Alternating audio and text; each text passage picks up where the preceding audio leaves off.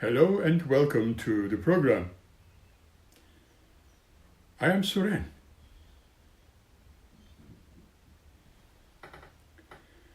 Let us see if you can answer this question. Are you happy? What is happiness? My answer is this.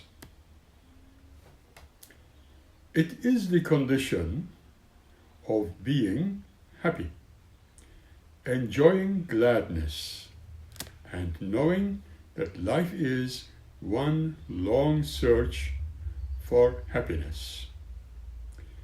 Many psychologists agree with this and also present courses. There are books written about it. It is, in a sense, a good fortune. It is appropriateness. Do you have anything of the kind that can compare with what grabs our attention, such as the fitness, suitability, feeling of satisfaction, and mostly pleasure? That is what happiness is, and can be certainly uncommon, and it can generally be a word of promotion, bringing happiness. We have heard the word felicity, which means great joy, happiness. It is just like wishing felicity in marriage to the newly married couples, meaning the highest degree of happiness, like being in a state of knowing that they are now engaged, for instance, or married.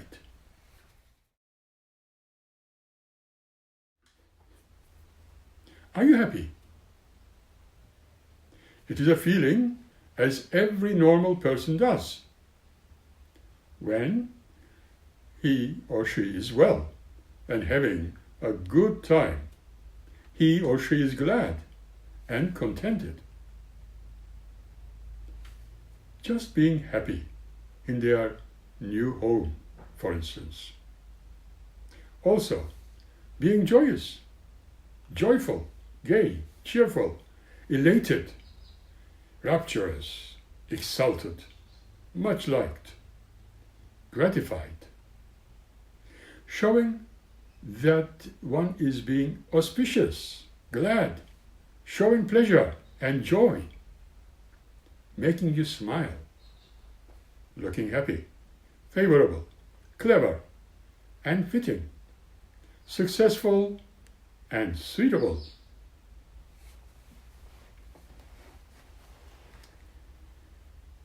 When people talk about happiness, they really talk about the moment. All in all, perhaps even referring to a more general sense of how they feel about life. It is a broadly defined charm, and social scientists usually use the term subjective well-being when they talk about happiness.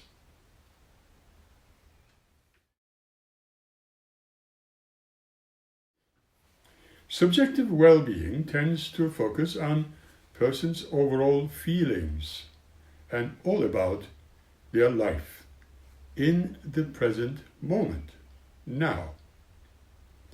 There are some components of happiness, or shall we say, subjective well-being. The balance of emotions. Everybody experiences these. Positive and negative emotions. The feelings and moods usually linked to experiences which are more positive than the negative ones. Satisfaction in life relates to how satisfied one feels with different areas of life, including one's own relationships, achievements, work, and other things which are important to the personal self, to the individual. That is totalness. And being total suggests that happiness could be achieved through the golden means. What are those? Well, involving with and finding a balance between excess and efficiency. There are many perceptions about happiness. We all know that.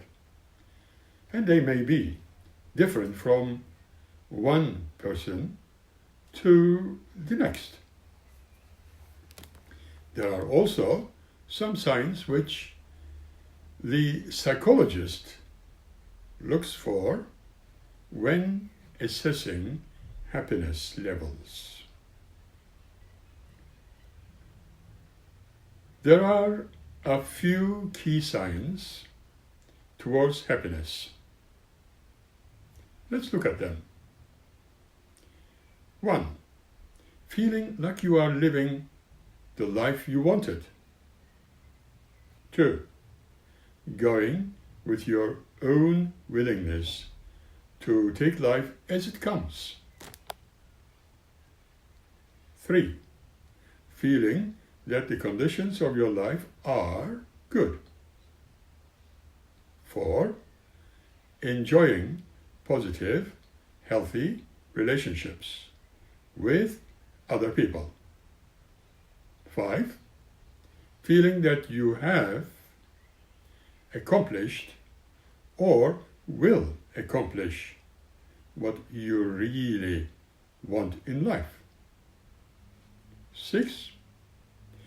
Feeling satisfied with your life. 7. Feeling satisfied and positive more than the negative ones. 8. Being open to new ideas and experiences. 9. Practicing self-care and treating yourself with kindness and compassion. 10. Experiencing gratitude. 11. Feeling that you are living a life with a sense of meaning and purpose. 12. Wanting to share your joy and your happiness with others.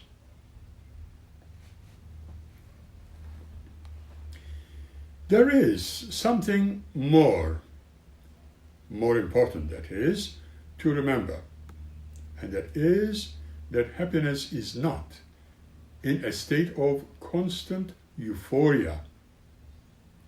Happiness is an overall sense of experiencing more positive emotions than the negative ones.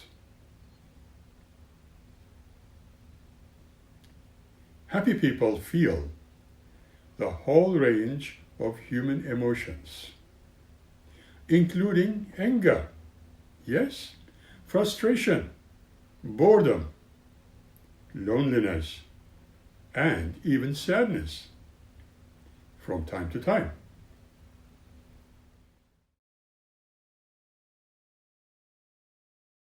However, even when faced with discomfort, they have an underlying sense of optimism that brings it will get better, and they can deal with what is happening and that they will be able to feel happy again.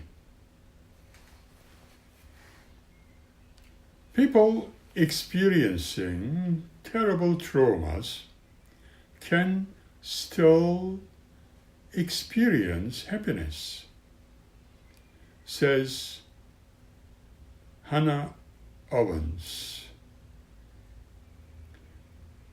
Though it is important to recognize that it might be more difficult for them to obtain the balance generally associated with overall happiness.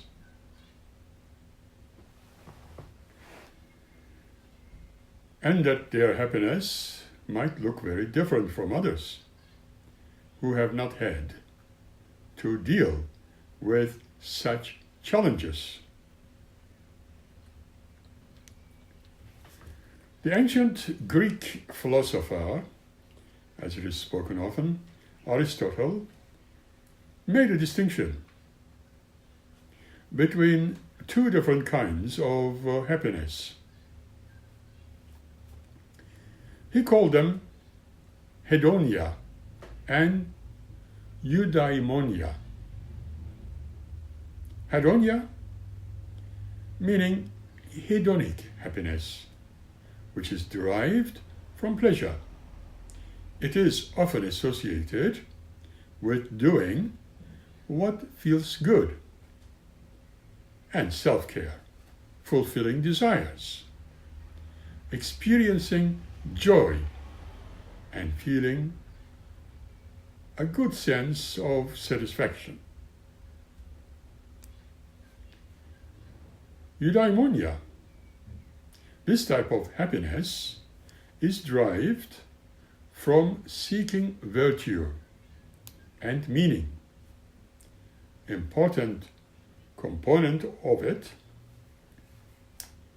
being well-being, including feeling that your life has a meaning, value, and purpose. It is associated more with fulfilling responsibilities, investing in long-term goals, concern for the welfare of other people, and living up to a personal ideal. These two forms of happiness are more commonly known today in psychology as pleasure and meaning, respectively. Only recently, psychologists have suggested an addition of the component that relates to engagement.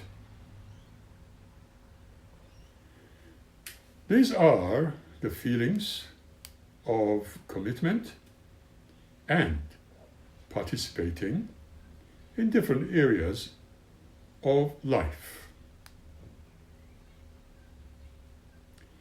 Now, research suggests that happier people tend to rank pretty high on eudaimonic life satisfaction and better than average on their satisfaction of life. All these can play an important role in the overall experience of happiness, although the relative value of each can be highly subjective. Some activities may be both pleasurable and meaningful, while others might skew, as it was said, more one way or the other. Some types of happiness may fall under these three main categories. A. Joy. Hate, openness, relatively brief feeling that is felt in the present moment. B. Excitement, the feeling that involves looking forward to something with positive anticipation. C. Gratitude. This is a positive emotion that involves being thankful and appreciative. D. Pride. A feeling of satisfaction is something that you have accomplished. D. Optimism. This is a way of looking at life with a positive and upbeat outlook. E. Contentment. This type of happiness involves a sense of satisfaction. Now, here comes yet another question. And how can one cultivate happiness? Do you know the answers? Some people just tend to be naturally happier. But there are things that one can do to cultivate one's sense of happiness. Another exquisite advice is to pursue intrinsic goals. That's one way. Achieving goals that you are intrinsically motivated to push you, particularly the ones that are focused on personal growth and community, can help boost happiness. Furthermore, the research shows that pursuing these types of intrinsically motivated goals can increase happiness more than pursuing, indeed, extensive goals, like gaining more money or status, for instance. Enjoy the moment. Why not? So you have seen that people tend to earn a lot of money. They become so focused on accumulating things that they are losing track of actually enjoying what they are doing. So, rather than falling into the trap of mindlessly accumulating to the point where it is a detriment to your happiness, focus on practicing gratitude for the things you have and enjoying the process as you go along.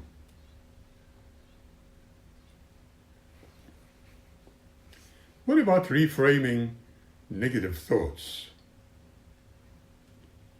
When you find yourself stuck in a pessimistic outlook, experiencing negativity, look for ways that you can reframe your thoughts in a, shall we say, more positive way. Some have a natural negativity bias, a tendency to pay more attention to bad things than to the good things. This can have an impact on everything from how you make decisions after forming impressions of other people.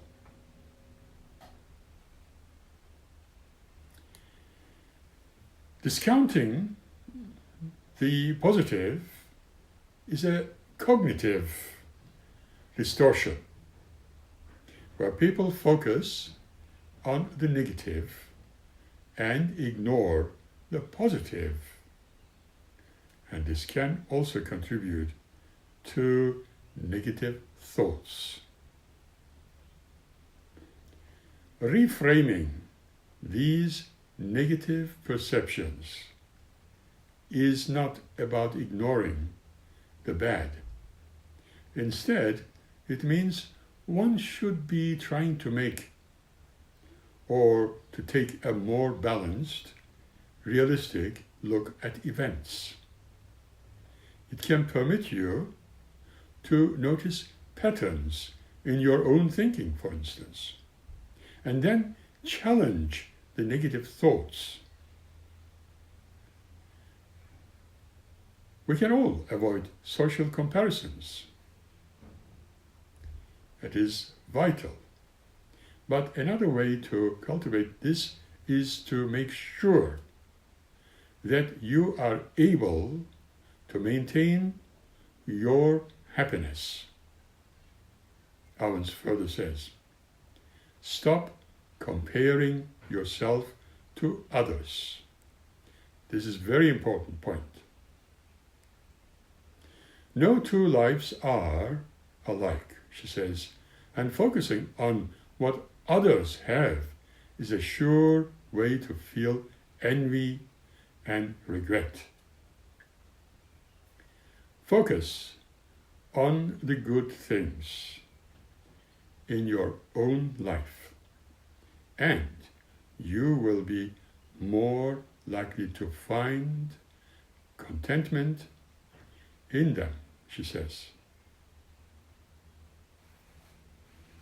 Why is happiness so important in everyone's life? Because happiness has been shown to predict positive outcomes in many different areas of life, including mental well-being, physical health, and overall longevity. This is correct. A.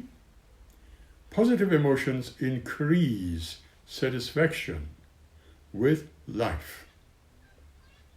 B. Happiness helps people build stronger coping skills and emotional resources. C. Positive emotions are linked to better health and longevity. According to one study found that people who experienced more positive emotions than the ones and more negative ones were more likely to have survived over a 13-year period. D. Positive feelings increase resilience. Resilience helps people better manage stress and bounce back better when faced with setbacks. For example, when a study found that happier people tend to have lower levels of stress hormone, that is cortisol, and that these benefits tend to persist over time. So, enjoy flexibility with a choice of excess options, with a choice of 3 different access options. A. People reporting that they have a positive state of well-being and more likely to engage in healthy behaviors, such as eating fruits and vegetables. It's true.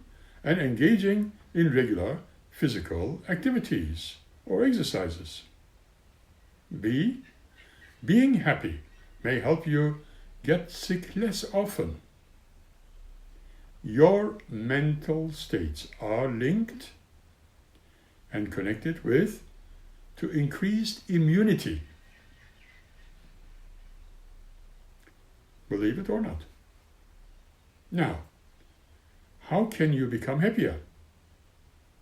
Well, some seem to have a naturally higher baseline for happiness.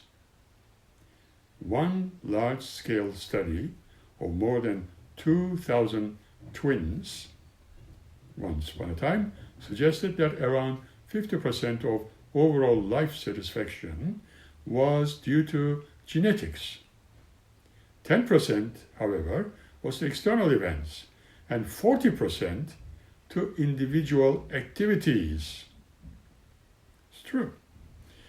While you might not be able to control what your level of happiness is, however, there are things that you can do to make your life happier and more fulfilling. Even the happiest of individuals can feel down from time to time, and happiness is something that all people need to consciously pursue. So, the beautiful advice is cultivate strong relationships. Social support is an essential part of well-being. Research has again found that good social relationships are the strongest predictor of happiness. Having positive and also supportive connections with people, that is, the people you care about, can provide a buffer against stress, improve your health, and help you become a happier person. In an Harvard study of adult development and longitudinal study thereof looked at participants over 80 years. Researchers thereof found that with their relationships are happier people in those relationships strongly impacted their overall health. Just think about it.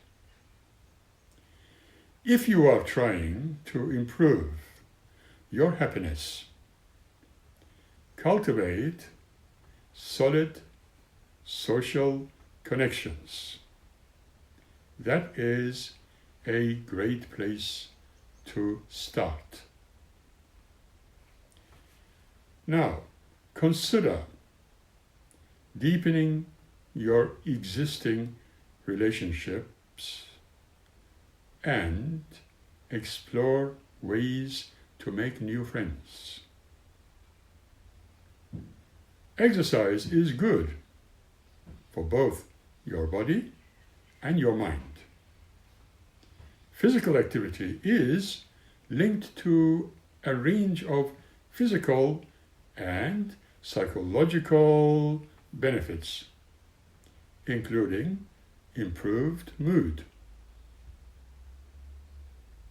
Many studies have shown that a regular exercise may play a role a great role in warding off symptoms of depression and negativity. But evidence also suggests that it may help people become happier. In one analysis of post-research on the connection between physical activity and happiness, researchers found a consistent positive link. Even a little bit of exercise produces a happiness boost. People who are physically active, as little as, say, 10 minutes a day, or who worked out only once a week, had a higher levels of happiness than those others who never exercised, who never walked. Show gratitude. That is very important. In the unit study, participants were asked to engage in a writing exercise. I read this for 10 to 20 minutes each night before going to bed. Someone instructing to write about daily hassles and troubles, something about neutral events perhaps, and something about things they were grateful for. And their results found that people who had written about good attitudes had increased positive emotions, therefore increasing subjective happiness and improve life satisfaction. Here is a suggestion. If you wish to relieve stress sooner, well, start writing a gratitude journal. You will discover the difference soon after. Anyway, thank you for sharing this experience with me, and we shall meet again by the next episode. Until then, keep smiling.